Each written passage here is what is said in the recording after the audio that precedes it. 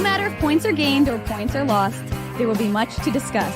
For analysis regarding tonight's Winnipeg Jets game, here are Dave Manouk, Ezra Ginsburg, and your host, Drew Mandel. The Illegal Curve post-game show starts now.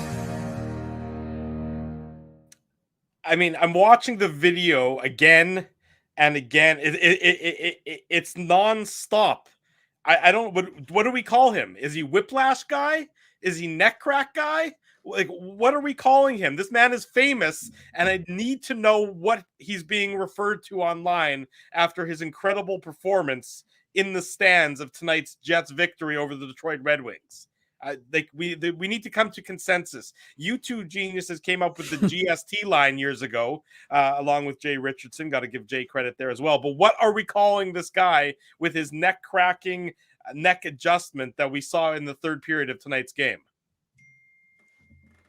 Neither of you? Nobody? Well, as he's frozen for whatever reason, so we'h lost Ez. But okay, well, maybe that's usually we're off to a good start. There goes Ginsburg. All right, we lost Ezzy. All right, solid beginning to this show. Drew, you didn't even do your intro. Do you want to start with your intro, then we'll get into it, or I guess we can start with the intro. Drew, you haven't been on the show in a while. If you're not doing an intro, I know it's just not a show. I just also you have to explain this to the people who are listening on the podcast. Don't have the ability to have the visual, although we haven't actually shown anything, so people might. Ooh, I like that. The official intern. Yeah, that's not bad. Bailey, the snap crackle pop guy, might be what we're calling him from now on. We're gonna go through the video in detail on the second half of the show, the nonsense half of the show, if you will. So stay tuned if you don't know what we're talking about. We will be showing the video and breaking it down with a telestrator. I believe that we've really gone in depth. I think we've spared no expense to bring this to the viewing public that are joining us this evening. Can people see that? Yeah, there you go. People can see it now. Yeah, you're showing it on your phone. I'll press play again. Yeah, there you go. It's it's just, I mean, it's an incredible maneuver that it's just I'm really impressive. not sure about, but we'll show it in greater detail on the second half of the show. But I'll start off by saying good evening, Winnipeg. Good evening, Manitoba. And for all those joining us, I see that Spencer's something saying there's a nonsense half of the show. That's a fair point, Spencer. Good point. Yeah, exactly. But I'll say good evening to everyone joining us. This is the Illegal Curve post-game show. Drew Mandel, Dave Manouk, Ginsburg was here. You had the three of us back together for all of about 8 seconds, and then Ginsburg froze. So he's going to come on very shortly, hopefully, assuming his computer starts working again. But Dave M., good to see you, my man. How are you? It has been a long time since we've all been back together. We were briefly together last Saturday, but we are now back together again and looking forward to some post-game analysis after a much-needed Jets victory over the Detroit Red Wings. I'm not sure if the 10,000-pound gorilla has been completely slain. I wouldn't say that it has, but at the he's alive. He's just below me. Oh, he's below you. No, that's the 10,000 Ezra gorilla. There's a difference between that gorilla and the other gorilla. But in any event, a much-needed, easy victory for the Winnipeg Jets tonight. You could sense the feeling of relief. I'm not going to say that everything is fixed and it's a cure for how this team has played, but for one night at least, the team can feel good about themselves with a commanding 6-2 victory over the Detroit Red Wings. Yeah, absolutely, Drew. And it was one of those needed, the joy was back in Joyland for tonight, at least. And, Drew loves his out-of-town scoreboard, so I know folks were already watching to see the Vancouver Canucks are up 1-0 over the Calgary Flames. Yeah. So, I mean, this is a potential, significant night for Winnipeg we know the Predators lost yesterday to the Pittsburgh Penguins. So I think it was yesterday, though, as he's back. Yesterday. So it was yesterday. There we go. We got Ezzy back in the chat. As we were so worried about you that you were so deep thinking the question, which, as to what the name is going to be, that you were lost to us. But don't worry. And for the record, if anybody's confused as to what we're talking about, again, go on Ezzy's Twitter, go on my Twitter, go on the Illegal Curve Twitter, or go on any of our social media on Instagram, and you'll see what we were discussing. Well, the guy was just cracking his neck, like clearly, like he was just stretching and had no idea that he was on TV, right? Yep. But it's just the way he was doing it. It was like, you know, it was like The Exorcist when his head was going to spin the entire swivel way around, right? That's why it was. No, Drew, save your analysis. We're talking about the joy being back in Joyland. Okay. Folks haven't been able to talk about a win and an easy win. I'm worried that Drew wants to talk more about that head spinning guy than he actually wants to talk about the Jets 6-2 victory here, Dave. Exactly. It's possible, but the reality is, the fact is that the fans. What are you going to remember most about this game? Are you going to remember the head cracking guy for sure? Head spinning guy for sure. Yeah, there's no question. But the reality is, well, look, the Jets needed to make an adjustment in this game, and therefore they did. Well, they did nailed because it, Dave. Absolutely nailed it there. Thank you. But the point is that they needed to win. They needed an easy win. They needed to get the good feeling back in the room. And I don't care. Look, the Jets have played. Sometimes they played well against teams in a back-to-back. Sometimes they haven't. Detroit, we know, played and won against the Carolina Hurricanes. Not a bad team last night in Detroit. And so the Jets, got everybody having that good feeling. And everybody had a piece of this win. Blake Wheeler, Mark Schiefele, Nikolai Ehlers, Nino Niederreiter, the entire team. And the truth is, and Ezzy and I were talking about it, in the press box tonight, there could have been like 10 more goals in this game, and so the fact of the matter is, this was one of those situations where everybody got a piece of it. Vlad Nemesnikov got up, with his assists. Adam Lowry could have had some empty net goals, and Mark Schiefele could have had his 40th. He had an easy tap and then he missed. So there were a lot of guys who and Dylan Demello, the offensive dynamo that he is without Josh Morrissey. And we should mention, of course, that, that Rick Bowness said in the morning skate that there was a potential guy who was going to be a game time decision. Turned out the game time decision was Josh Morrissey, who didn't take warm-up skates. So we knew Logan Stanley was going to go in. And of course, the new look lines, Mark Schiefele is the winger. I mean, it looks like that's going to be a permanent thing, right, Ezzy? So the Jets are feeling good about themselves. They'll have a tough battle on Sunday against the Devils, but the reality, a team, by the way, who will be playing a back-to-back, it's all played on Saturday. Calgary, same with Calgary as well. But I don't want to get too far ahead of it, Drew. We haven't even talked about this game. So, again, this is a game that everybody had a piece of. Yeah, absolutely. And you mentioned, Scheifele's move to the wing, something that we have not seen very much. We have seen it before, but very briefly, right? And the message was delivered. And really, that third period, I agree with Dave. Like, the Jets probably could have had a couple more goals. It could have been 5-0 after one period as opposed to 3-0. But I mean, that first period really is how you scripted it, right? Like how you wanted it to go, right? I should say. And, you get an early goal, and you're right. I mean, this was not just, a great game from Nick Ehlers and maybe one or two other players. This was a team victory. And yeah, the Red Wings score a couple goals in the third period, but I mean, that's the definition of garbage time, right? Like those goals mean nothing. Yeah. Maybe if they score a third goal, then it might be a little bit interesting, but I don't think many people watching that game thought the Red Wings were going to storm back and beat the Jets. and it's kind of funny, right? Because we've talked about this all the years we've been doing the show.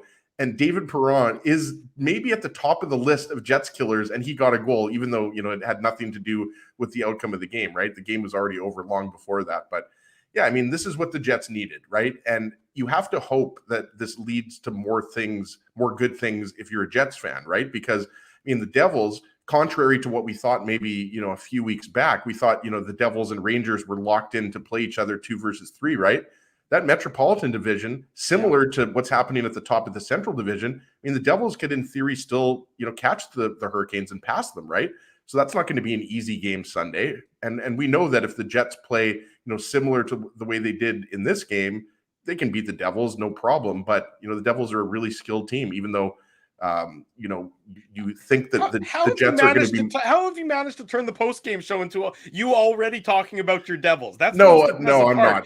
We haven't even talked about this game, and you're already rambling on about your Devils. You love the Devils, as is what I'm saying there, but you're absolutely right. Sorry, Drew, I was worried there my computer was going to shut down again. I think it might be time, boys, to get a new computer. What do you think?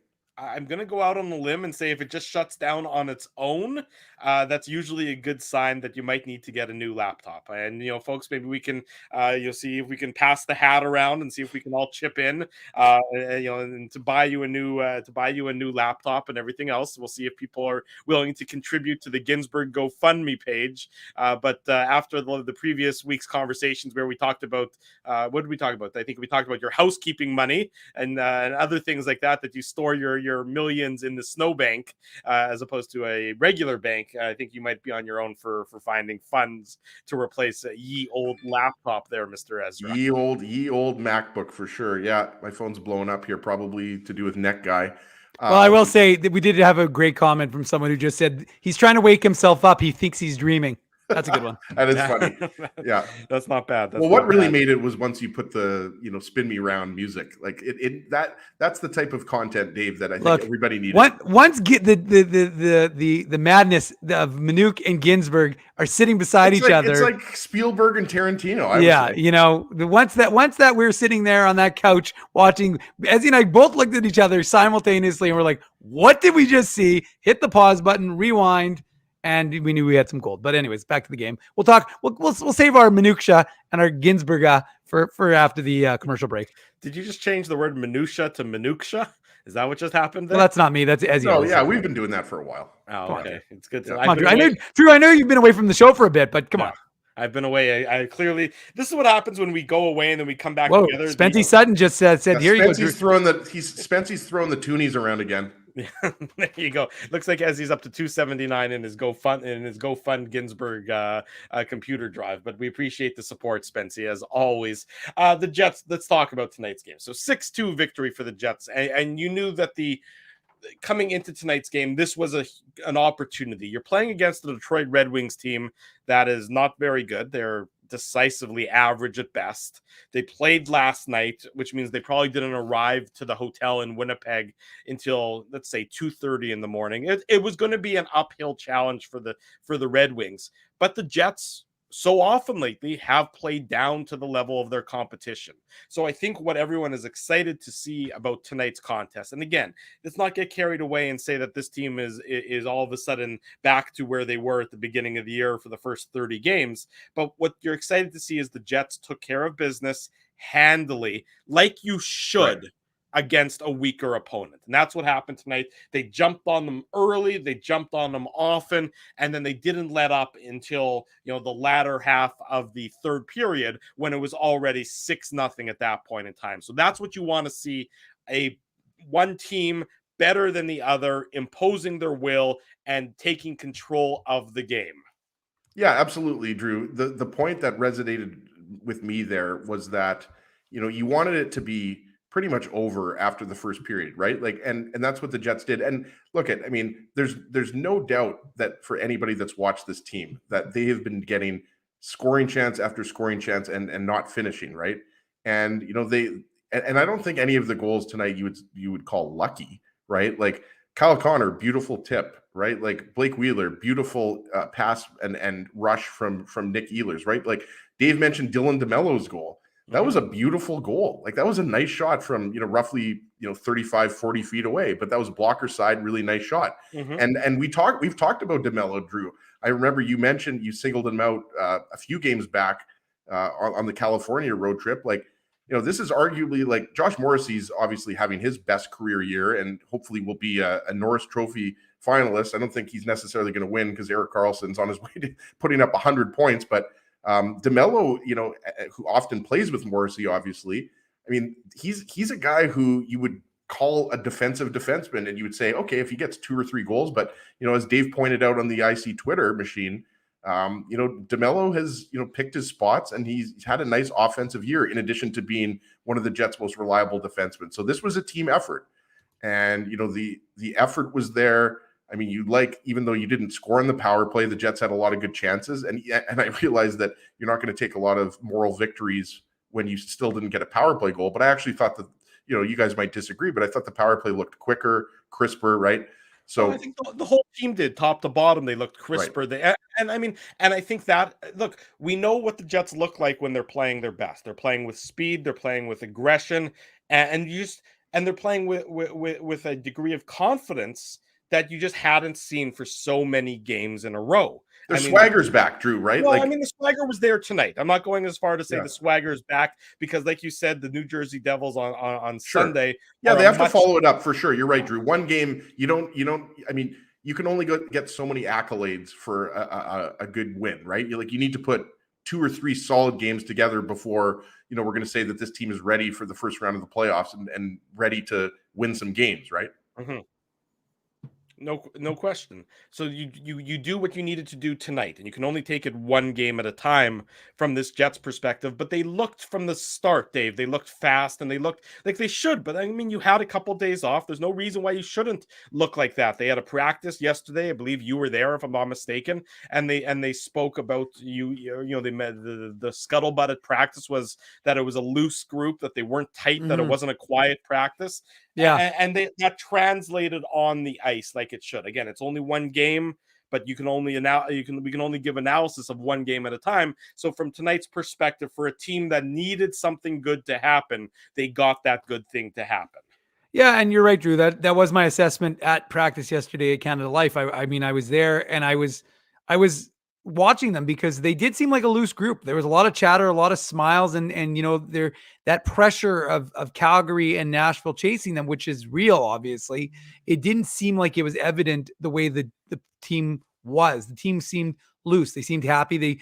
There was a lot of smiling. And again, you do want to, I think Brendan Dillon talked about it, this idea of you have to be aware, but you also have to be able to, you don't want to see them tight. You didn't want to see them in not really glowering and everyone lamenting, what their fate is, because you still have control of your destiny, which was the overarching theme of guys like Pierre-Luc Dubois who spoke.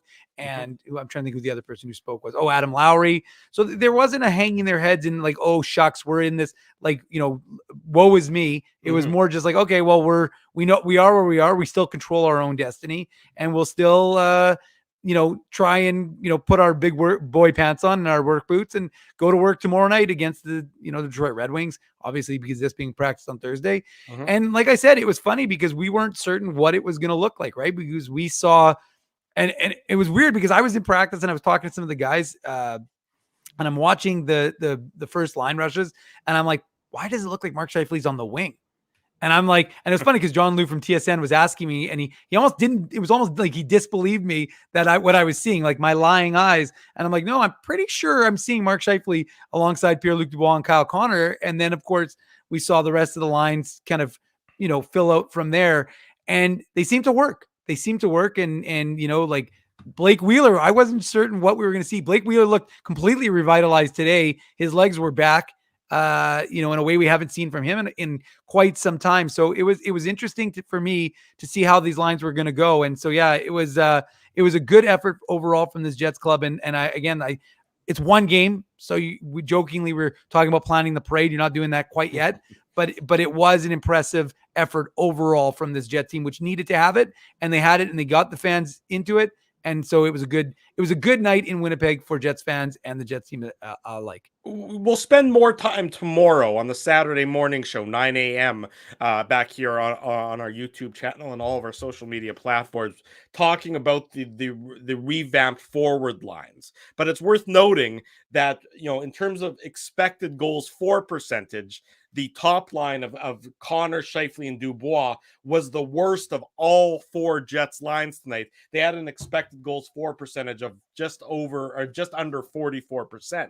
The second line the revamped second line of Ehlers, Nemesnikov, Wheeler was up around 80%. So again, we'll delve deeper into that tomorrow on the Illegal Curve Hockey Show. But there is still probably some room for improvement and some adjustment. Regarding the Scheifele's not staying on the wing. I mean, we might see it as soon as Sunday versus the Devils, but this is temporary. This is as temporary. I think you try to get him going, and this was.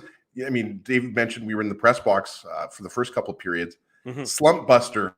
We were talking about that with Judy Owen of the Canadian Press, right? Look at Wheeler slump busted, right? Shifley slump busted. I mean, Connor already broke his slump, so he continues to play really well. Nino need a rider, has he? But you're absolutely right, Drew. I mean, you criticize Rick Bowness for some of his poor line combinations, but this worked. but I think everybody knows that Schiefele's going back up the middle pretty soon. I would expect that he likely will. I would agree with that. I don't expect that this is going to be a permanent change, but for tonight's perspective, and that's what the Jets are in, the position they're in, they can't think long term.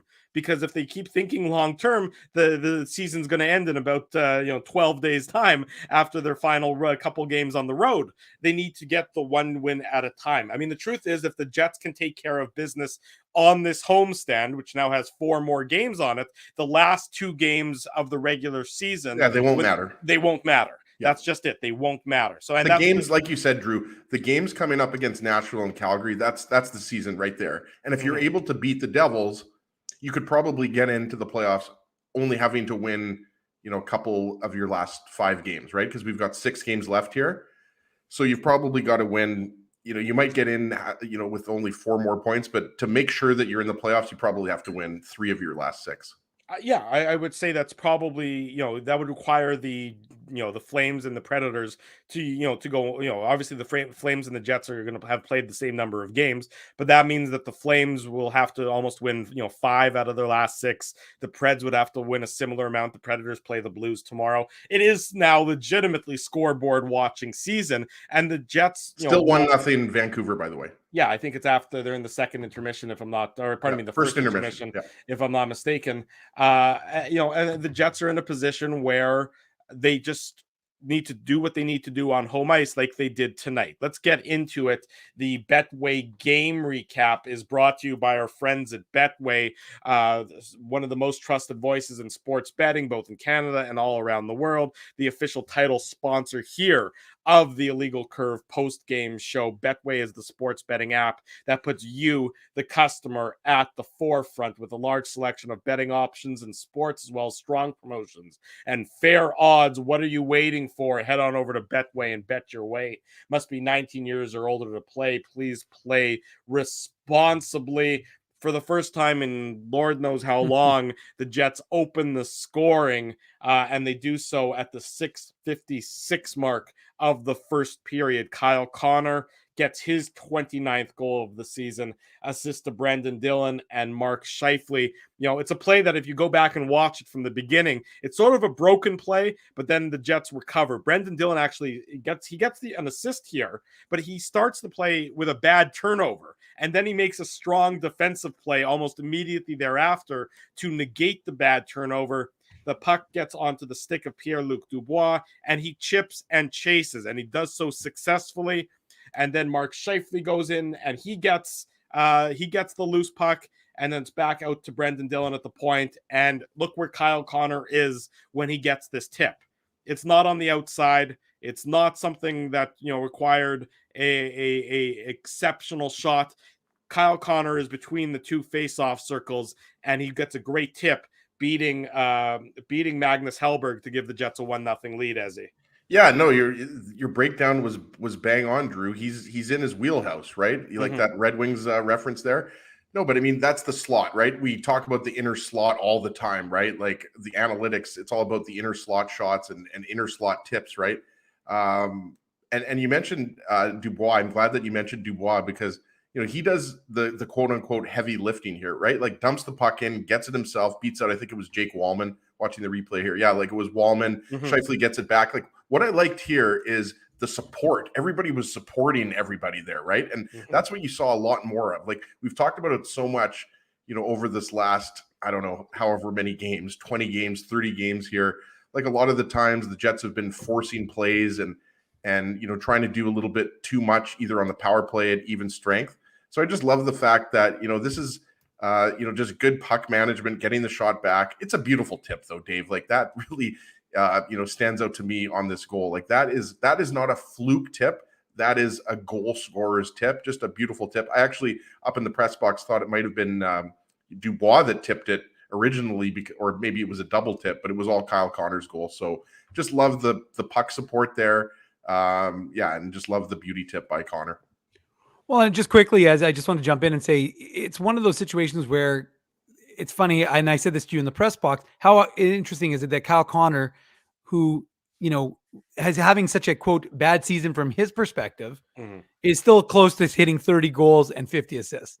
Like, he's the leading scorer, obviously, of the Winnipeg Jets. But it's amazing to me that, for him, it's a down season from a goal scoring with 2 big snaps, right? The first one at the beginning of the season where he had 2 goals in 14 games. And then this one where he's got, I think, 2 goals in like 15 games. So realistically, he's had a long stretch of time where he's got 4 goals in almost 30 games. And yet he's still going to, get to 30 and 50. So an impressive season nonetheless from Kyle Connor. And yeah, as he's right, it just goes to show you that, playing just the tip can sometimes work. Very clever, Mr. Just Dave. move on, Drew. Just move Thank on. you. I'll just move right on over that. Jets make it 2-0. And now talk about, for a team desperate to get a 1-goal lead, a 2-goal lead for this team must seem like they're up by a dozen goals. Blake Wheeler at the 11:57 mark, he gets off the schneid, and it's been a long, long time since the former Jets captain had scored. 22 games, Drew. Yeah, well, that's a long, long time, my friend. Blake Wheeler, his 16th of the year, assist to Nikolai Ehlers and Nemesnikov. And Nemesnikov makes a nice play. Ehlers is attacking with speed. And what we've said over and over on this show, we've been saying it for, 76 games this year, although minus the ones where he was out of the lineup. And for years before that, Ehlers with speed is an absolutely dangerous thing for the opposition to have to face. And he comes in with speed. He picks up the pass from Nemesnikov. Whether or not it was a deliberate pass by Nemesnikov is irrelevant. It counts as a pass nonetheless. He put it into some soft space. Ehlers comes in with a head of speed, and he makes an absolutely beautiful pass, tape to tape, onto Blake Wheeler's stick, and Wheeler just redirects it into the yawning cage to make it 2-0 for the Jets, just over halfway into the first period, Dave. I'll go ahead. I thought you were throwing it to me. I wanted to jump in there. Okay. I kind of ended the last one, even though I didn't really get a big part of the analysis. You never know where I'm going to go. You never know where I'm going to go. Yeah, we need maybe a raise hand function here, boys. But yeah, like you mentioned, he comes in with speed. Ehlers. He came off the bench, right? And right after that goal was scored, I'm like, this is exactly the way you want to jump off the bench, right? Like, and you're right, Nemesnikov, he gets it through to him, but it was kind of like a little bit of a flubber, right? But you love the fact that, first off, you love that Wheeler goes right to the net, right? And he knows Ehlers, if he goes to the net, Ehlers is a guy that's going to put it right on his stick. So you, like you said, Drew, you love the speed because everybody knows that Ehlers has speed. It's that when he uses it in the right context, right? And, this is a situation where, the Red Wings were just completely flat-footed, right? And they just couldn't do anything about it. And I forget if it was Wallman or whoever the defenseman was, doesn't tie up Wheeler, but Wheeler goes right to the net, puts his stick exactly where it needs to be, and Ehlers finds it. So again, execution, should be maybe the word of the day. Like the execution there from the Jets, especially early on in this game, the first period, was on. Like these guys, they had their eyes on the net. They wanted to score goals. And what I was going to say earlier when Dave was talking about, how much needed this victory was, like, this was a long time coming, guys. Like, I thought this was going to come against the Coyotes at home. And then I thought it was going to come, maybe against the Ducks. And even though the Jets beat the Ducks, it wasn't exactly a, convincing victory, right? And then I thought it was going to come against the Sharks after they lost to the Kings. So, I mean, to me, this was a game that I thought was going to happen, 5 or 6 games ago. But yeah, I loved Ehlers' game tonight. I thought that was one of his better games of the year, actually. I would agree with that. And just quickly, I was just gonna say it's funny because as he said earlier, we were in the press box together, and I leaned over to Ezzy, and I'm like, boy, that looked like offside. And I really thought it was offside. And it's funny because I don't know if it was Bailey, the unofficial intern or official intern. I can't remember what we're calling Bailey anymore. No, Bailey's official. Yeah, but no, she changed her bio though to the unofficial official intern of all Winnipeg sports podcast. But hey, the real question is, who bought more Girl Guide cookies from Bailey? Did Illegal Curve? I still have to transfer Bailey. I still have to send you an e-transfer. I got your message. I sent the e-transfer already, Ginsburg. So yeah, but you bought 3 boxes. I only bought 1. And you got me. Technically, Drew got for me as well. I got 5 as well. You got me chocolate, right, Drew? I don't know, Bailey, with whatever Dave's getting. I'm not sure, but obviously got 5 Drew boxes. has Girl Guide money. Well, I don't spend it all and throw it in the snowbank like you do. Well, Bailey had 9 boxes to sell, and hopefully I see. It's funny, Dave, because Bailey, I texted, I think we were DMing on Twitter, and I told Bailey, like, how many do you have left? And she said 3. So I took 1 because I wanted her to be able to, have a few more. Girl Guide cookies, I mean, for those people who have never had, most people have had Girl Guide cookies, but those Girl Guide cookies are like, they're very valuable. Like they're sought after is what I meant to say. They're really good. So pumped for that. Well, anyways, the point is that, yeah, that was very great. But what I was going to say is, no, it's funny. So Bailey put up the quote about Wheeler because Wheeler, I guess he was talking to Sarah after the game on the other post-game show. And he must have said that he thought he was holding off on his celebration because he thought it was offside as well. So it was funny because I said to Ez, and the Wings did watch it for a second. You could see that they were considering a challenge, and then ultimately they decided against it. So Dave, the only thing I think is offside right now is your analysis. That was nice Disagree. to humor him with that laugh, Dave, because I really wasn't that funny. That was more of a kind of a chuckle. Yeah. Little high, not a high course. But anyways, I was going to say that the point is that it was a nice play by Ehlers, and as he illustrated how he came off the bench and really attacked with speed. And Blake Wheeler did what the Jets have needed to do, which is go to the front of the net and be there. And Rick Bowness has talked about it, spoke about it today in his media availability. And one of the things that you needed to see, once that happened, of course, was the crowd. Again, the crowd was like loving it because suddenly I haven't seen the crowd like that in a really long time. Like this was, and that's what I said. Dave and I are walking to the arena. I'm like, I hope the Jets win for the fans. Obviously, you want them to win for themselves so that they can lock up the playoff spot. But it's been a rough patch here for everybody, right? And I agree with you. I mean, the fans were absolutely rocking. We didn't see the wave, Dave, which was nice because I know you don't like the wave. But yeah, that crowd. No, I changed my mind on the wave actually. As soon as the Jets scored the first goal, like they had the crowd, at that point. So it was nice to see, the crowd be really into it, and the Jets give them a big time victory to be excited about. And Drew, before we jump into the goals, we should give a shout out to athletic trainer Bradshaw. He was working his athletic. I think it's junior athletic therapist Bradshaw, who's working his 1,000th pro game in Winnipeg sports. So congratulations to him. He was honored nicely by the team, wearing shirts and on the Jumbotron. And so it was a nice moment for him. Yes, well done. Exactly. That was a good. And also to you, Dave, you recently went to your 1,000th Moose game. Congratulations to Dave on that. That milestone. He was also honored on the Jumbotron by them asking, "Why are you here? And don't you have anywhere better to be?" But no, it's they Colin Peterson, who of course is in charge. He posted it when he said, "Manuk, why are you still asleep?" Although I have to give the Moose credit. Great post game music during. I guess it was the Sharks game. So while I was working on my recap, watching the Sharks first period, I don't know who was rocking the tunes, but they were fantastic. Okay. Good Speaking of that, like, can we all agree that I like Mambo number 5 when Nate Schmidt scores, but when they play "This Is How We Do It" Montel Jordan when Dylan Demello scores, I'm sorry, it's unbelievable. It is pretty funny.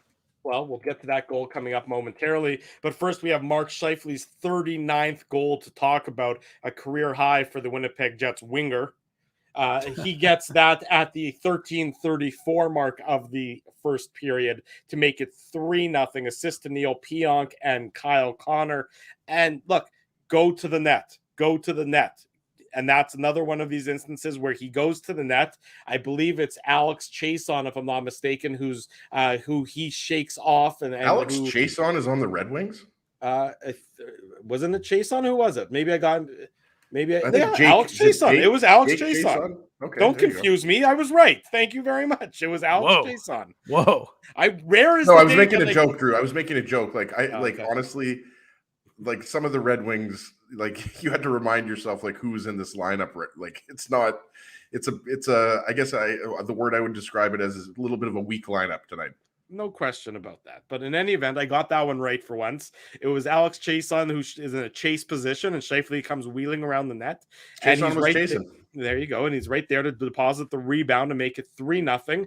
And you look at the Jets' goals in tonight's game. They get 6 of them, and 5 of the 6 are from right next to the blue paint, or they're from right between the circles. They're in the dirty area. 5 of the 6 goals, for the Jets in tonight's game. This being the third one, that makes it 3-0 for the Jets at this point in time. And you feel like the Jets couldn't have had a better start to the game than they did tonight with the 3-0 lead after 20 minutes, Dave. Again, or Ezra, whichever one of you wants to talk at this. I was like, waiting. Dave, even I can see our viewers can't see it, but I can see Dave muted right before, you were about to throw it, and then I thought it was going to be me. But I was getting ready. I was getting ready to send out a tweet letting people know that the party is underway here on the Illegal Curve postgame show. I am rusty. The Elite Eight. He comes back. He thinks he's elite, and he's being a little bit sloppy tonight. Probably got a little sloppy, and his name's Mendel. Yeah, exactly. Kyle Connor does just some great work here, like just cycling, skating, and obviously, I mean, this goal it's a nice goal because, as Drew's right, I mean, clearly, I mean, and the thing is, the Jets tonight, I thought they played, what they were preaching, I guess, right? Like they were going to the net, and some of these goals are not beautiful. This one was not good. Like this was it's like the goal that I scored when I played A3 hockey for the River Heights Cardinals. It was the overtime winner that sent us to the city finals. We didn't win, but it sent us to the city finals. And there is a VHS copy of that goal. If anybody would like to see that, just email me, Ezra@illegalcurve.com. Maybe the greatest accomplishment of my sporting career. We can digitize that pretty easily. We know somebody who digitizes video cassette tapes, and we could air that on the show. I'm just saying. We could. Yeah. I don't think anybody wants to see it, Drew, but we definitely could air it. But no, getting back to that goal. I mean, look, it's sometimes you get the bounces. That was a lucky bounce because it was a little knuckle puck from Neil Pionk from the point, but Schiefele's there and he puts it in. And could Magnus Hellberg have stopped that? Sure, but he didn't. And it was over at that point. 3-0 up on the Red Wings. Second game of a back-to-back, guys. Like they were pretty lethargic throughout the game. But yeah, I like the fact that the Jets were more focused tonight and going harder to the net than we've seen in recent memory. That's exactly right. I mean, they went harder to the net and they did what they needed to do. And it wasn't all perimeter. It was go get traffic, get multiple layers in front of a goalie that, frankly, Magnus Hellberg is not going to be in the running or at the top of anyone's name list of best goalies in the league. This is a guy who, is a journeyman goaltender. It was a hellish goalie matchup, though. Yes, I saw that Hellbuck against Hellberg. And I saw that for Mike McIntyre. I know you did. And I saw there's a Hell Michigan as well. So very Hell-oriented kind of game. But it was Hell tonight in net for Hellberg. And it was 3-0 for the Jets after 20 minutes. Hold on, Drew. Uno momento, por favor. Because after the 3-0 goal by the Jets, they did honor Andrew Copp, who made his return to Winnipeg. What a nice ovation, Dave. That was nice. That was nice for him. He played here for a long time, and it was a nice ovation. Yeah. Well, draft and developed kid from Michigan, of course, and really earned his stripes, if you will. Got his big contract courtesy of his. I'm not saying because of the Jets or Winnipeg, but he became a player here in Winnipeg and matured into what he's become, and obviously was very good for the New York Rangers. He came here as a boy and he left a man. Dave, is what you're saying. He did exactly. But I wasn't saying it, but sure, I'll go along with that as. But the reality is that look, Andrew Copp, got a nice ovation when he was shown on the jumbotron during the starting lineup when he was during the anthems. And then when they did the ovation, it was, and again, captured so you can watch it if you didn't get a chance to see it. Did they show it during the commercial breakthrough? Or, I mean, sorry, they came back from commercial and showed it. So they didn't show it live, but they came back and they showed Copp, receiving his and you could see he acknowledged the crowd, touched his heart and gave a wave. So that was nice from him, and a nice ovation, nice warm Winnipeg friendly Manitoba welcome back for Andrew Copp. So again, if you didn't see it on the broadcast or live, you can watch it on the Illegal Curve Instagram account. There you go. Exactly. 3-0 for the Jets after 20 minutes. We say good evening to everyone. If you're just joining us, this is the Illegal Curve post-game show, the Betway game recap brought to you by our friends at Betway.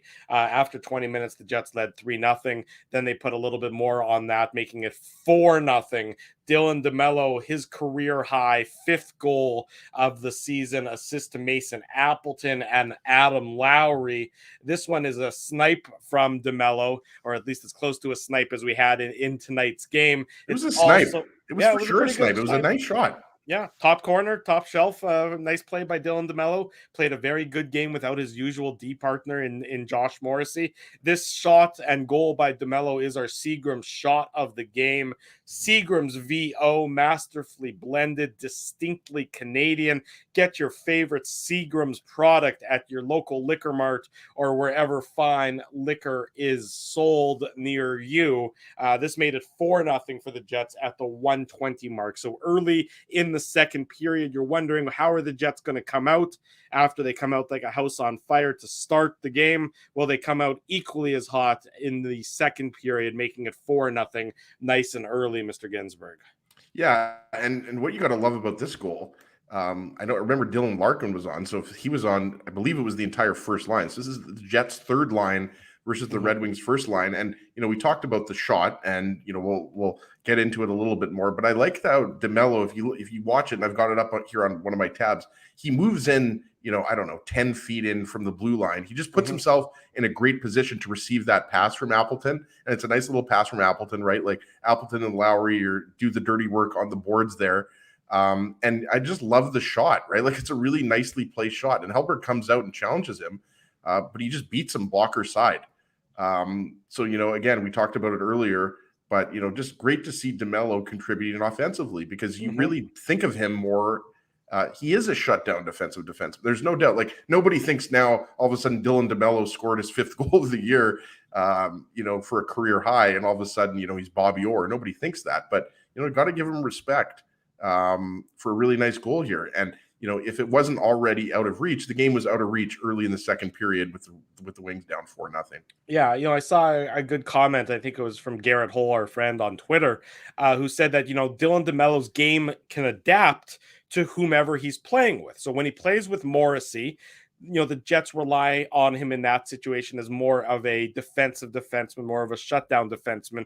But in tonight's game where Morrissey didn't play, by the way, Rick Bowness updating Morrissey's status as he expects him not to skate tomorrow, but to play on Sunday. He's under the weather with an illness. So it's, the expectation is that Morrissey will be back in the lineup on Sunday. But playing in a different role tonight, DeMello is able to step up and play more of an offensive role than the defensive role that we're used to seeing him play with Morrissey, Dave. So he's sort of a chameleon, Dylan DeMello, and he's having a very fine season for the Winnipeg. It's actually a chameleonaire. Well, riding dirty. He's riding dirty. He's adaptable. And look, as he just touched on, 5 goals. That's his career high. Career high for points with 23, both set with the Ottawa Senators in the 18-19 season. So Dylan DeMello is providing what the Jets needed, which was some offense from the back end. It's one of the things that Rick Bowness has preached throughout the course of taking over this team, was getting the back end involved. And look, he did it with guys like Dylan DeMello getting involved. Neil Pionk had to get a little bit more involved. He made a nice play. And one of the plays that we've kind of, glazed over and we shouldn't have was when it was 0-0, Connor Hellebuyck actually had to make a really nice anticipation save on a Red Wings chance, which could have really impacted the game for the Jets had they given up an early goal. So even though he didn't face a lot of work, that was a nice early save by Connor Hellebuyck.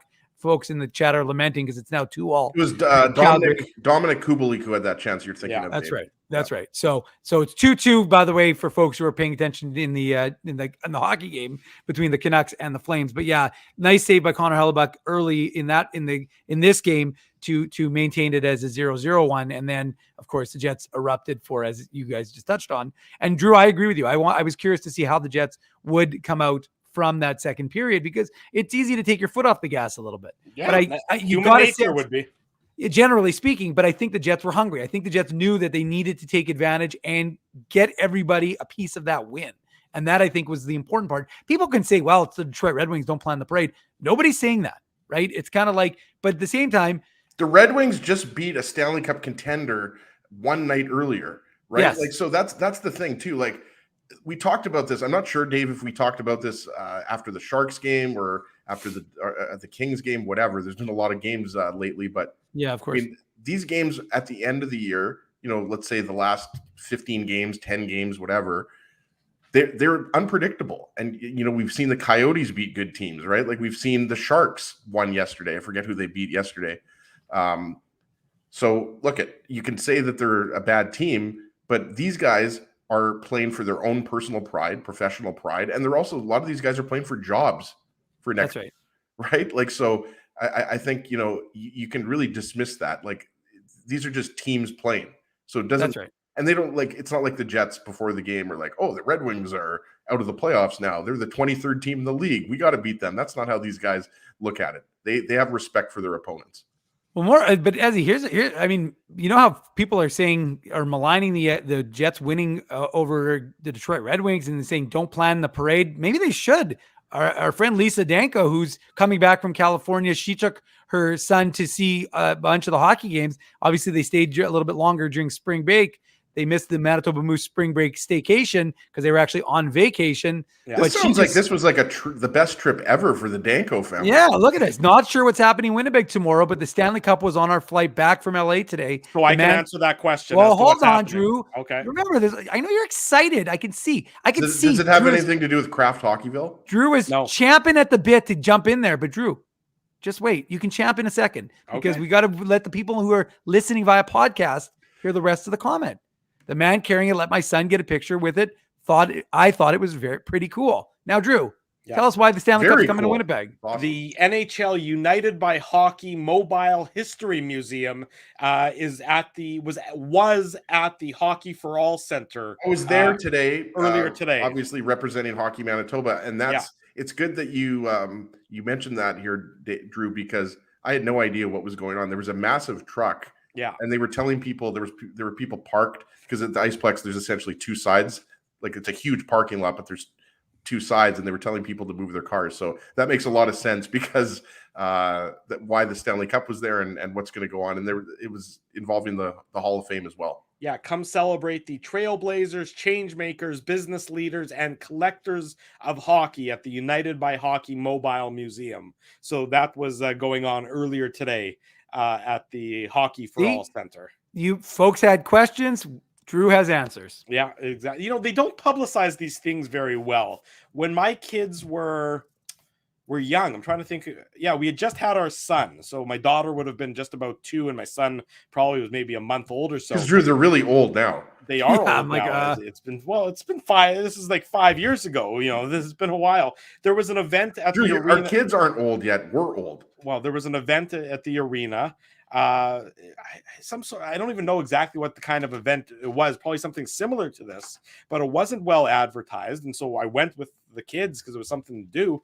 There weren't that many people there, but the Stanley Cup was there. So we all got photos with the Stanley Cup, and there was a ton of memorabilia. And this is, I don't exactly remember what it was. I just remember I have this photo of my kids who are wee little kids with the Stanley Cup. This sounds like a lucid dream, Drew. No, I have the photo. I can longest story ever.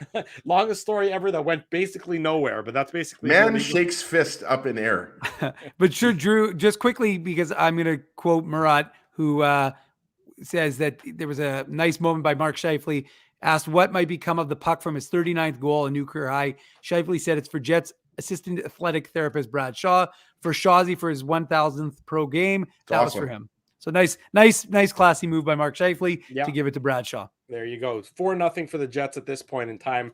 They make it 5-0 at the 13:42 mark of the second period. Nino Niederreiter, his 23rd assist to Mason Appleton and Dylan Demello.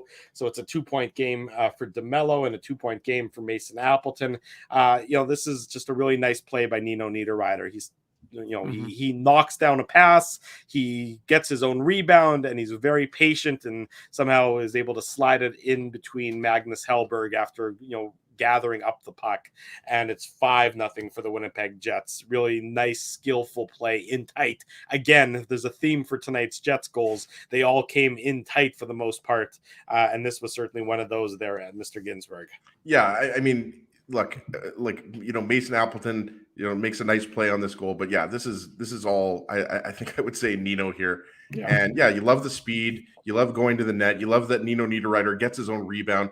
The Red Wings, like I said this to Dave as we were watching the game live at Canada Life Center, like I'm not sure the defensive coverage by the Red Wings was I don't know lacking. What was well. It's funny because look, second game of back-to-back. I mean, it was pretty easy for the Jets to gain the Red Wings zone here, but it wasn't good defensive coverage. But look, give Nino Niederreiter credit, right? Like he's been a little quiet lately. When he first was acquired by the Jets, right? Like he was scoring more goals, and he's still been contributing. But look, and Mason Appleton's another guy. Like he's been criticized quite a bit.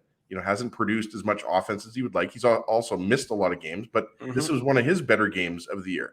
And, regardless if, these teams that the Jets are playing in the second game of a back-to-back, they don't care. They're going to try to win these games, right? Sure. Like, so again, these are professional hockey players. They can play. Like, even if you're, traveling a little bit, like these guys are paid to play in back-to-back situations. So love, how Appleton played tonight. And yeah, love the second effort there from Niederreiter. 5-0 for the Jets at this point in time. Quick update: the Canucks have retaken the lead. They're up 3-2 now in the latter half of the second period. So the goals are coming fast and furious. Well, if the Flames lose to the Canucks tonight, Drew, they don't deserve to go to the playoffs. Well, the Jets lost to San Jose on a couple nights ago there, Mr. Ginsburg. So one of these teams is likely to make it to the playoffs. One of these teams that doesn't deserve it is probably going to be a playoff team. The Jets wrapped up their goal scoring for the night. 6-0 goal is Nikolai Ehlers, his 10th of the year. Assist to Blake Wheeler and Nemesnikov. Nice pass by Wheeler, nice play by Nemesnikov, and then Ehlers makes no mistake on this one. That line showed a lot of chemistry, played well together tonight. Ehlers, Wheeler, Nemesnikov, not a line that was at the forefront of anyone's thinking that this is going to be the dominant line necessarily for the Jets, but those guys all played off of each other very well. Nemesnikov looking good in that center ice role, and Wheeler and Ehlers both succeeding as well. 6-0 for the Jets after 40 minutes, Mr. Ginsburg. Yeah, and look, we were talking about it earlier, and we'll dive deeper into this on tomorrow's show. But the thing with Nemesnikov is, he kind of presents a little bit of a conundrum, right? Because Nemesnikov, I don't know if he fits in really on the wing on the third line, right? But that Schiefele is eventually going to go back to center. So I don't know. That's just something. Maybe the Nemesnikov conundrum is what we can call the segment tomorrow, Drew. But I really like Nemesnikov's game, right? Like, he's definitely a guy, that you're not going to expect to score a ton. But he's just a very smart player. Just a smart player. Yeah. And so, Nemesnikov first save. And again, like same thing. The Red Wings are just all scrambling around. And again, back to the theme, going to the slot, going to get those rebounds, getting to the greasy areas. Mm-hmm. That's a very un-Ehlers-like goal. But, that's the type of stuff you need to do when you're not scoring as much and you're in a bit of a losing slump, a bad stretch of hockey, right? Again, so the goal is not pretty. It's definitely not, a nice shot like Dylan Demello's, but again, sometimes hockey's not pretty, right? Like that's the reality. Ehlers, Connor, like these are beautiful skaters and players that like, and Morrissey, same thing. Like it's you hear a lot about edge work and their speed and their skating and everything like that, but hockey is also a game that, you just have to sometimes go to the net and get a rebound. And that's what Ehlers did here. And that's exactly right. Just go to the dirty areas. Good things happen. I know it's said over and over and over again, but the Jets, for a team that's been far too perimeter based today, they weren't a perimeter team. And as a result, they got 6 goals. And for this Jets team, in the last little while, it's taken them 4 games to get 6 goals total. Never mind 40 minutes like they did tonight in getting their 6 goals to make it 6-0 for the Jets. They'd go on to a 6-2 victory. Gentlemen, are you okay? The only thing I want to mention, before we wrap up the Betway game recap, I don't think we need to delve deep into the Red Wings 2 goals, but Neil Pionk's play to break up the potential penalty shot was a really good hustle and a really good defensive play. Sorry, a breakaway. Really good hustle, really good defensive play by a guy who's taken a lot of slings and arrows, deservedly so, this season, but want to praise him when we have the opportunity to do so. This is one of those cases where he deserves some praise for coming back and preventing a scoring opportunity. Of course, the Red Wings end up getting those 2 late goals. Ultimately, they don't matter too much. They just mean that the Jets win by tripling the Red Wings score as opposed to winning by that 6-0 margin. A very good effort, a complete game by the Winnipeg Jets, a team that was desperately in need of doing so. Before we go to break and come back for the second half shenanigans on this show, we want to make mention Kraft Hockeyville. Voting is going on until tomorrow at 4 p.m. Central Time. St. Anne, Manitoba is in the running to host an NHL game and win $250,000. So if you haven't already done so, head over to Kraft Hockeyville and vote for St. Anne, Manitoba. Hockeyville.craftcanada.ca. Crafthockeyville.ca. or that one as well. Both of them work to get to the web page. We'll put a link in the comments as well right now. And they're going to announce the winner, Drew, tomorrow, I think around 5. Okay, so it's not like you're going to have to wait. And obviously, we've been promoting it through Hockey Manitoba, right? I was doing some voting today, but yeah, keep voting. It's unlimited, so you can literally sit there. Like I was sitting there at Hockey for All Center while we were running our POE programs, encouraging people to vote and also voting myself. Basically, like you'll vote 10 times, then you'll have to do the reCAPTCHA, and then after a certain time, you have to log in again. But you can vote unlimited for as long as you want, and then we'll find out who wins tomorrow. So hopefully they get the $250,000 for the Maurice Chaput Arena. So what you're saying, this is one of the more productive days at work that you've had in recent memory. I would say yes. It was a very productive day. It was a fun day. I love to be out at the rink. Like most of the time, I'm in the office, right, just pushing paper. But yeah, I like to get out there. We had over 200 kids on the ice today. Hey, good for you. Then I assume you wowed them all with tales of you scoring that game tying goal when you were in Adam A3 playing for River Heights back in the day. And they were saying it's weird because they're like, just why is this creepy guy with the beer talking to me? I just want my Gatorade. That's right. Why is fake Santa telling us about his accolades from years ago? Why is he still around? In any event, there. Hey, 28 years ago today, Tommy Boy was released. So maybe as he was doing his best Chris Farley impression. That was a very seminal movie for me. I mean, as you guys know, Sandler, Farley, I mean, that's, well, not just for me. I mean, our generation. Spade. Yeah, David Spade, throw him in there. Well, I know, I'm just saying, like, you know. Oh, I think you're talking about the movie specifically. Yeah, Sandler wasn't in that movie, but that era of SNL. Well, I don't think at any point in time when that movie came out and when Adam Sandler was sort of breaking onto the scene that any of us thought that we'd see him getting the Mark Twain Award for humor. From the Kennedy Center, like we did earlier this week. Since that movie, Adam Sandler has produced 425 movies. You know what? And he's made about $425 billion in doing so. But actually, the best part is all he says is, he just wants to make movies with his buddies. So that's what he did. If somebody's going to pay you to make movies with your friends, then why the hell not? Right. Well, if you haven't seen That's My Boy, you're missing out. There you go. Much more to come. Shenanigans galore up next. Neck cracking video. We'll got some post game comments from the Jets dressing room, contests. We're about almost an hour into the show. More everything. Don't go anywhere. It's the Illegal Curve post-game show. Not like we have a show tomorrow in 12 hours. No, not like we have anything like that at all. More like 10 and a half hours. Don't be late, Dave. It's the Illegal Curve post-game show. We're live on our YouTube channel and all of our social media platforms. Jerry Seinfeld, Chris Rock, Jon Stewart, Dennis Miller, Brad Garrett, the biggest acts and all the up-and-comers. They've all made their mark at Rumors Comedy Club, North America's longest-running independent comedy club. Rumors has kept Winnipeg laughing for over 25 years. When was the last time you laughed out loud? Make it a great night out with friends or book your office or birthday party, even a fundraising event at Rumors. Get all the details and dates on upcoming shows at rumorscomedyclub.com. He winds up. Oh, looks like Ezzy took that one right in the choppers. A blistering fast puck hurts like HE double hockey sticks. That's why I let the pros at Linden Market Dental Center turn my yow into wow. Get your brilliant smile back with state-of-the-art restorative and cosmetic dentistry from real pros. And remember, always wear a mouth guard. Now that's solid on ice advice. Learn more at lindenmarketdentalcenter.com. Creating smiles for life. Whoa, Ezzy, everything okay? You look stressed. Of course I'm stressed.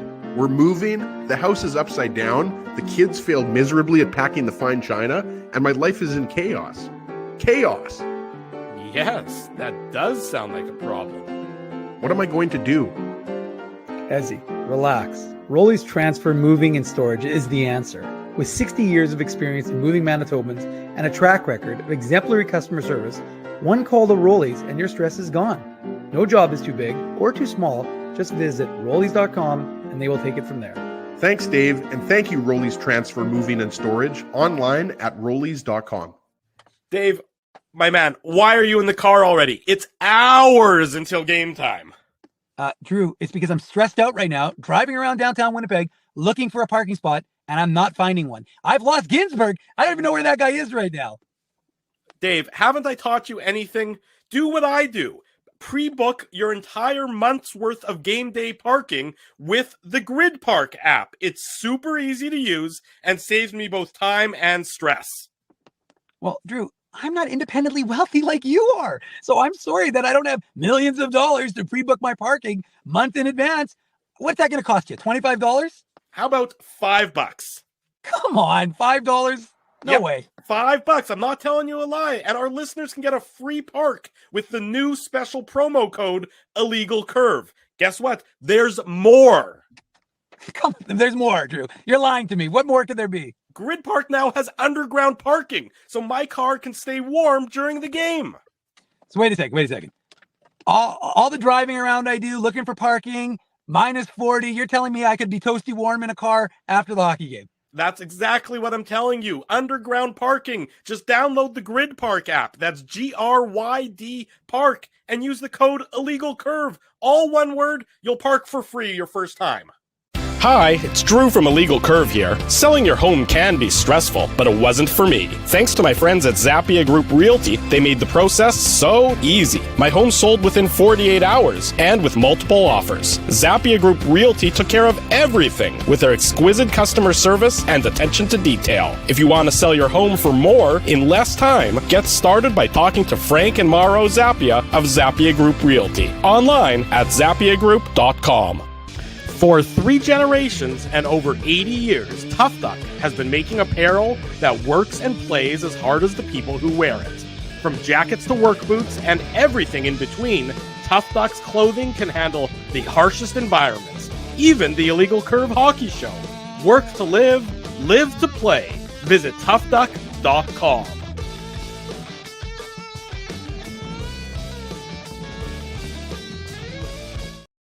Hope you folks took the over in the Flames Canucks game.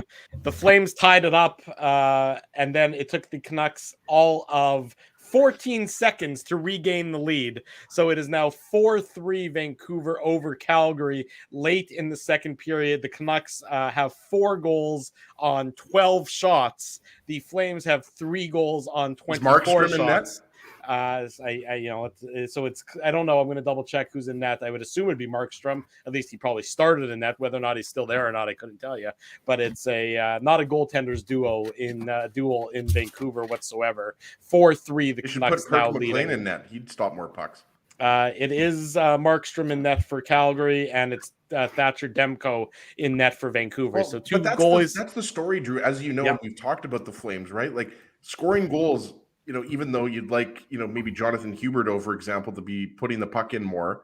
Yeah. I mean, it's been the goaltending, right? Like it's been the defense and goaltending, which has really killed them. I mean, like the fact that you can't, lock down or, prevent a few goals from the Canucks. Like it's not like you're playing the 80s Oilers here, but that's been the issue. If the Flames end up missing the playoffs, that's what everybody's going to be talking about is, Markstrom's season and, how this Flames team, they can't hold on to a lead. They just allow way too many goals. They certainly do. So we'll keep an eye on that. And of course, much with the result of that game will be discussed tomorrow on the Illegal Curve Hockey Show, 9 a.m. back here. We're going to be joined by Frank Saravelli in hour number 1, 9:30 a.m. Central Time. Our good friend Frank Saravelli from Daily Faceoff is going to join us. And then in hour number 2, Rennie himself, we're going to let him sleep in, make sure he's got that beauty sleep, make sure the hair is on full. He told me actually that he effect. just wants to be referred to as the Flow. So Flow, don't call him Sean Reynolds. Just call him. It looked good tonight, though. I will say. Yeah, the Flow was in. I will say for Brett. For Brett Bellamy's benefit, it looked really good in the press box. Yeah, exactly. Brent, I know Hashtag humble brag. You can go back in the chat if you want to see why Dave is calling out Brent for that. But in any event, it's I'm not calling him out. I'm making note. I don't want to call it Brent. I'm just making note. Note. I know you are right. We're just making note there. Here's some of the post-game comments. Rick Bonus, pleased with Schiefele, Connor, and Wheeler all scoring. We've got a very tough opponent coming in here on Sunday with the Devils, so it's good to get those guys on the scoreboard.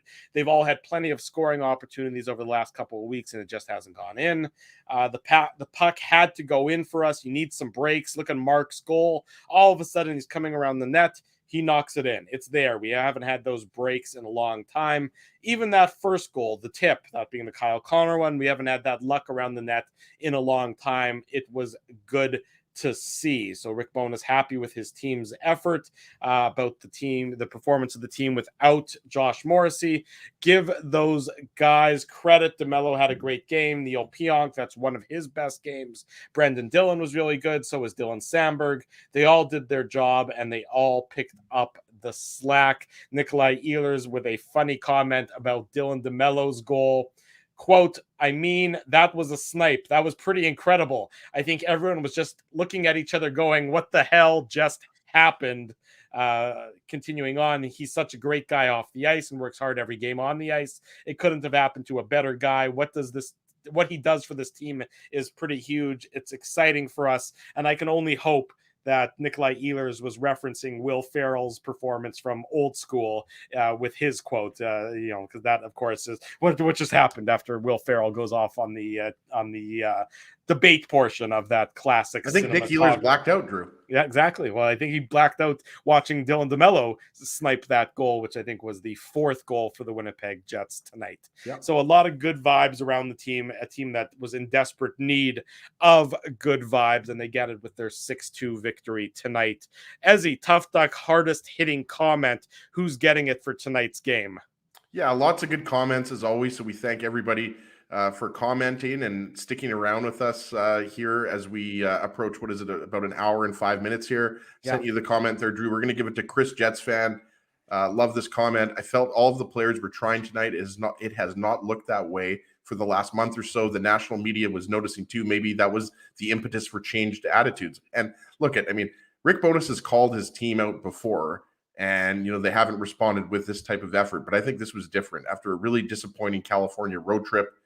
Friday night, with the Red Wings in town, knowing that you've got a tough Devils team coming up on Sunday night. And then obviously, we talked about it, Nashville and Calgary next week as the homestand continues, right? Like, this is do or die time for the Jets. And without Josh Morrissey, right, we would have been talking about, Josh Morrissey a lot more if the Jets had lost this game or hadn't played really well. But this was a convincing win. So I like that comment from Chris. Send me an email, ezra@illegalcurve.com. And with your mailing info, and Tough Duck will send out a toque to you. Even though it's going to be very nice this weekend, you still might have to use that toque for another few weeks. So there you go. Congratulations to Chris, Jets fan. I did see that. I saw one guy predict that by mid-April we're supposed to be low 20s. So I'm like, okay, well, that's good.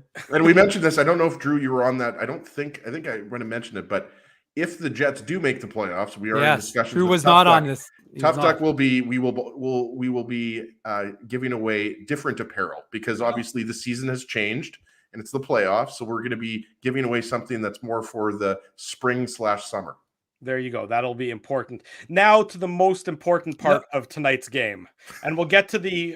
Drew, why don't you? I would wait for this. Trust me. You might want to wait. Let's just do the IC merch contest, and then we'll do that after. Okay, fine. We'll do the IC merch. Can we not do the IC merch contest while just having that video on loop?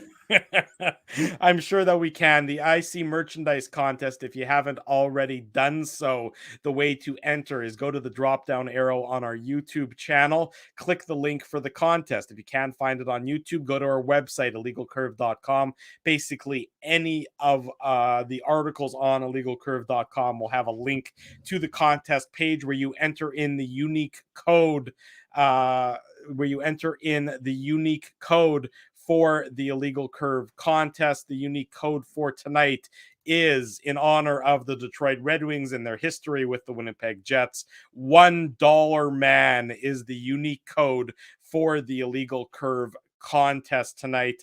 Enter that and you may get your name drawn to win some great merchandise courtesy of us here at Illegal Curve. So again, the unique code for tonight, $1 man. That is the code to enter to get 10 bonus entries into the Illegal Curve merchandise contest. Dave, I'm going to put the name on the screen. Why don't you say who the winner of tonight? Sure, you didn't give the explanation though as to why the $1 man. Oh, sorry, you're right. Of course, that references the Winnipeg Jets and they're giving up on Chris Draper back in the day. And how many Stanley Cups did Chris Draper get, Drew? More than one.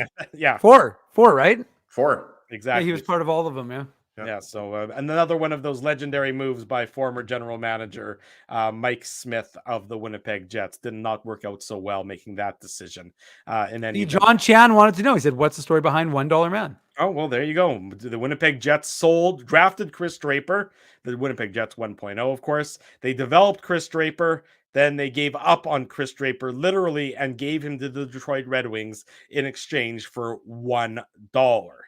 So that didn't work out well. If you want to do some simple math there, the 4 Stanley Cups that Draper won were more than the part $1. Of the famous grind line with Drew. Who was on the grind line? Oh boy, Yazzie. You know this. You know I don't. this. My brain is number 25. Remember 25. Number 25, and I forget what number the other guy was. 18, I think. 18. Kirk Maltby and Darren McCarty. Yeah, I knew McCarty. I just couldn't think of Maltby's name. Yeah. I knew it was McCarty, but I couldn't think of I thought you'd get that one for sure. Yeah, I just couldn't. Maltby's name did not come to my mind. That was the problem. We were sitting beside him years ago. I don't know if he's still a pro scout with the Red Where Wings. where were we sitting beside him? Sorry. Yeah, this is for Bells. We were Dave and I were up in the press box. For the record, that was champion. That was when we were on the south side of the press box. South side. Yep. Now we're on the north side. But anyways, yeah, we were talking to Kurt. Super nice guy. Anyways, yeah, that was Draper's line back in the day. What a career he had. There you go. Exactly right. And the winner of the contest, Dave M. I'm putting it on the screen. You make the announcement. Drum roll, please. Neil Barry. Neil Barry is the winner of the IC merch contest. So congratulations, Tyson's brother. Neil. Yeah, younger brother. And then so well done for Neil. And I know that a lot of folks have been getting their stuff and are happy with their stuff. More folks are going to be getting their stuff this week. And don't worry if you haven't gotten it. It's slowly but surely getting out to some folks. And like I said, I had a great chat with Joe from Winnipeg. And we actually I had to do a trade for one of the with one of our contest winners because they won a jersey, but they ended up choosing an illegal curve hoodie. An illegal curve hoodie. Wow. We had an illegal curve hoodie, and so they went with the illegal curve hoodie. I mean, I don't disagree. I think that was a great choice. And then I think, that was Tom. You also offered them Girl Guide cookies. I did. I offered them your Girl Guide cookies, Ezzy, not mine, because I want to eat those ones. But you should know better than to put me in possession of cookies that you want to eat, Dave. That's just going to be a recipe for disaster for you. I know. I haven't paid you yet. So I can't wait till I get those cookies from Bailey, because I'm going to rage eat those cookies like nothing I've ever rage ate before. I'm not even touching that one. Not a chance. Just no good can come out of dealing with that comment at all. Let's go to our more important content to wrap up tonight's show. Reminder, the Illegal Curve Hockey Show, 9 a.m. tomorrow, back here on our YouTube channel. Lots of Jets talk coming your way, 2 hours worth of it. This gentleman, and I want to say that I want him to be clear, we are not making fun of this gentleman. This gentleman, as far as I'm concerned, is a hero and deserves all the accolades in the world because what he does here is something that I couldn't imagine doing and not end up hospitalized. So the fact he's able to do this with the amount of torque that he does it with is just... Hold on, did you slow this down? No, I'm just playing it off of my second screen. I thought you edited it here for... No, I didn't. I did not edit it. If you want, Dave actually put it to music, so you can check out the music version on our Twitter feed. I couldn't play the music version here due to copyright reasons. Somebody texted Dave, Matt Liang, who listens to the show, and it's his cousin. Well, we want to interview him. Tell Matt, Dave, to get in touch with us. This gentleman deserves all of the praise that he can get. Because this guy deserves to be famous. This is like, remember when David Letterman used to do stupid human tricks on the Late Show with David Letterman? This would qualify as one of those stupid human tricks, I believe. This is incredible. I mean, does he not have neck ligaments? Like, what is happening in this video? That I demand to know more information about how he's able to do this without being phased by it at all. It's really incredible. I wish I had the neck mobility that he has. Like, I feel like after doing that, you would feel so much more relaxed. I don't know how you're going to feel, but whatever, like, he seems like this is obviously something. This isn't for an amateur to do. Like, you can't pull this off if you haven't already done this once, twice, or 500 times in your life. But look how he's just jabbing at that neck. It's like, I mean, this is something that I would hope he's a trained professional. He's got great facial hair too, I gotta say. Yes, there's no question about that. But I mean, the neck movement is something that is just out of this world. So if we can get in touch with this gentleman, we'd like to speak with him. Drew, well, here we go. You asked for it. You got it. We got Matt. We got Will. There's Matt. We can't really hear you. I don't care. Okay, go into the front then, boys. Will, look at the camera. No.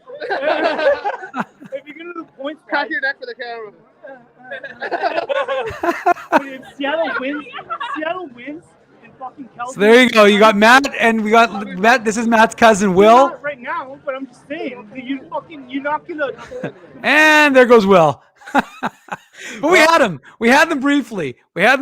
On. If we can get Will on, we'll get him back on. Maybe remove his neck. Drew, now his neck thing is making me uncomfortable. Let's get these guys back on. I don't think that they knew that they were live there, Dave. Fake? Were they fake live? Well, I'm just not sure. I don't think they weren't talking to us. So I'm not sure what that so was. Hang on. What's his name? His name is Will? His name's Will. So get him back on. Message Matt and say I think they might be imbibing tonight a little bit. Well, they were drinking, but the point was, I mean, who cares? It was funny. I thought it was, I mean, we had Spencer jump on, and look, I mean, this is very similar to when we had the Sackers. We need a full interview with Will. Yeah, you're right. That is like the Heritage Classic sacking video. 20,000 plus YouTube views. Yeah, exactly. So, that's actually what. In little known fact, it actually got illegalcurve.com back in business. The video, yes. I mean that was it. So are we bringing them back on? What's happening here? No, let's back on. Will, can you hear us?